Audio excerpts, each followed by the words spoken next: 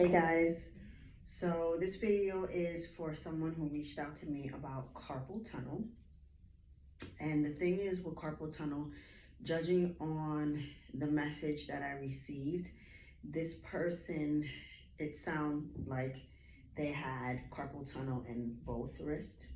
So that's very rare where you have carpal tunnel in both wrists at the same time. For those of you who don't know, carpal tunnel is a compression of the median nerve, and you have a little tunnel that goes through here, and sometimes it gets compressed. But if you have it on both wrists, usually that's indicative that it's coming from the neck, okay?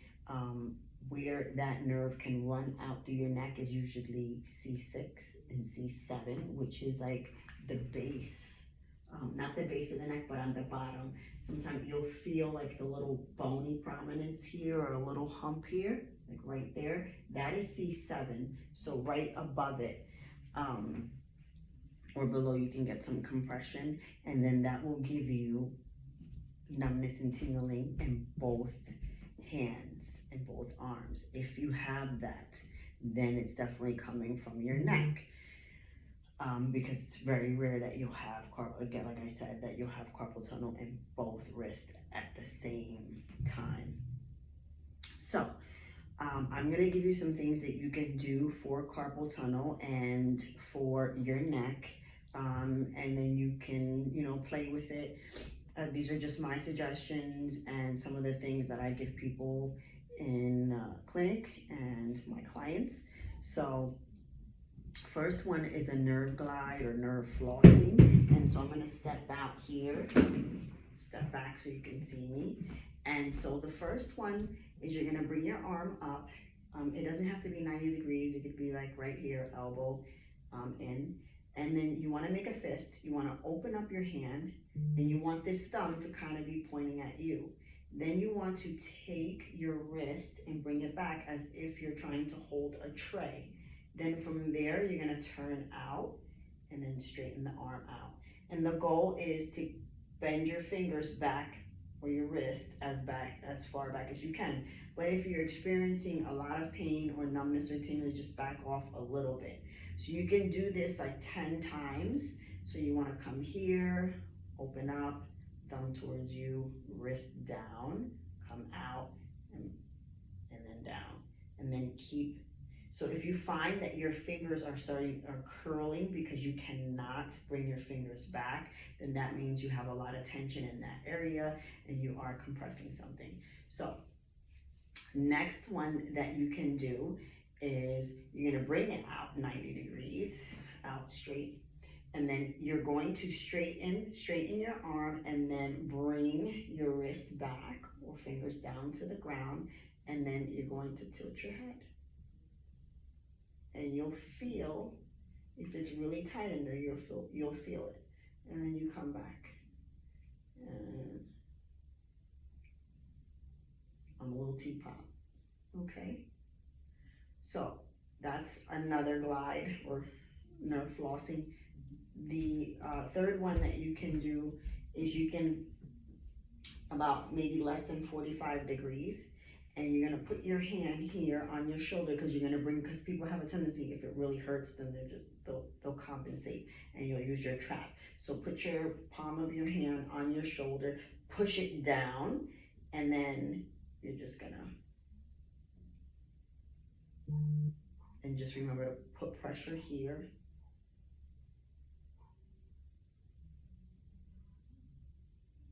Okay, so this is and you can do it on both arms. So this is going to floss or glide that nerve, that median nerve, to kind of relieve some pressure if it's compressed anywhere in your arm. The next thing that you want to do in regards to your wrist, which is one that I love to do, I'm going to push this back so you guys can hopefully see. Good. You're gonna get a band, tie it onto something. The band is gonna go right on your wrist. So this is gonna be a self-mobilization for your wrist.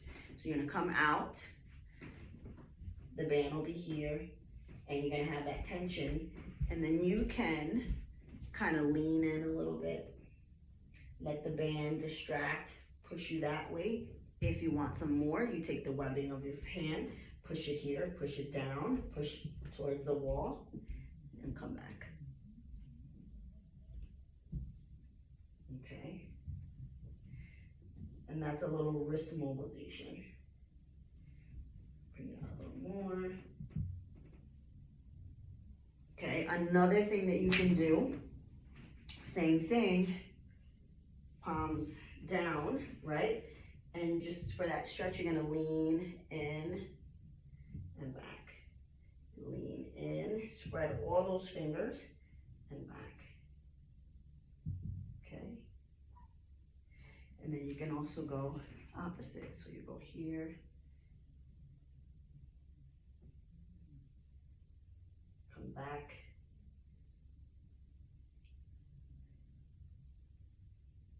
this way.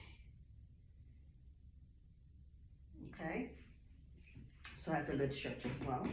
Now, as far as the neck, because again, judging on what you're telling me, if you have it in both wrists, it's coming from your neck. So grab a towel. If you don't have a towel, I'll show you how to do it without a towel, but the towel is more effective. I usually like to take the edge of the towel, and to be more specific, and you're gonna put this right where you feel that bony prominence is, right? And you're gonna try to get the segments. And you're gonna lean back, and you can push up, and almost as when you're pushing up, I almost want you to push your head back, okay? This kind of motion.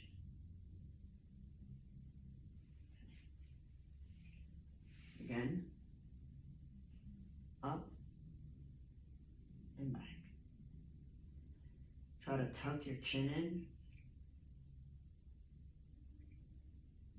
This is not the most attractive thing to do, it's weird.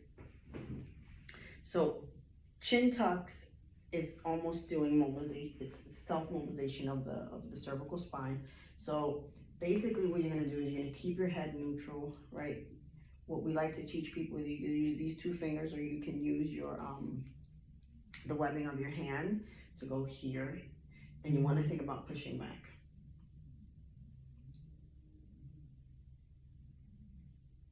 Almost like giving yourself a double chin. We like to say, like, a friend of mine that I used to work with, who was also a PTA, he used to say, imagine if someone ugly was coming in for a kiss. You'd be like, no. So that's the way, that's kind of how you do a chin tuck. So you come back and you're gonna feel some pressure in here, totally fine. These you wanna do throughout the day as much as possible to kind of relieve it. I also like, I would prefer you sitting in a chair. And when you're sitting in the chair, you can actually take your hands, interlock your fingers, bring it back, okay? And bring it back here and just kind of push it. And what I like to do is I like to take these two fingers, I put it right there, push it in, and make a chin tuck. And when you're sitting in the chair, you can kind of get that leverage. And that should relieve some discomfort. But again, these things, you have to do them throughout the day. So I'm a big fan of the chin tucks when you have a cervical spine issue. Do them as much as you can. I don't care if you do it 100 times. It is going to be uncomfortable. You might even get some symptoms, some radicular symptoms coming down. I'm okay as long as it's between a 0 and a 5 that you can tolerate out of a scale of 1 to 10. If it's a 6, 7, 8, 9 and it's too much pain, then you need to back off, but you have to teach your body that it's okay to go back into that direction. So just keep doing it. But if you start to feel a lot of numbness or burning, then you can back off, because it means you're just aggravating or irritating the nerve. But if you can tolerate, again, if it is tolerable, then you want to do as many as you can throughout the day, but keep it between 0 and 5 pain tolerance. The neck one is really going to be helpful for dual carpal tunnel. And then the other stuff, if you have individual carpal tunnel, then, you know, specific to whatever arm, you can do the nerve glides, you can do the distraction and self-mobilization, and that should help you guys out as well. If you're at a desk, you want to make sure that you have a cock splint, so it's just kind of like where you're not doing this all the time and it's not this, or it's a lot of compression. So it's just like a neutral position for your wrist. They do have guards and stuff like that that you can wear at night. But again, this tip was just to kind of give you some relief. It's not going to happen right away. You do have to do it over time. Again, diet is a major component, so please make sure that you're taking your turmeric, that you're maybe cutting out some dairy, because dairy can cause some inflammation, and hopefully it'll work for you. All right, as always, besos, blessings, and stay home.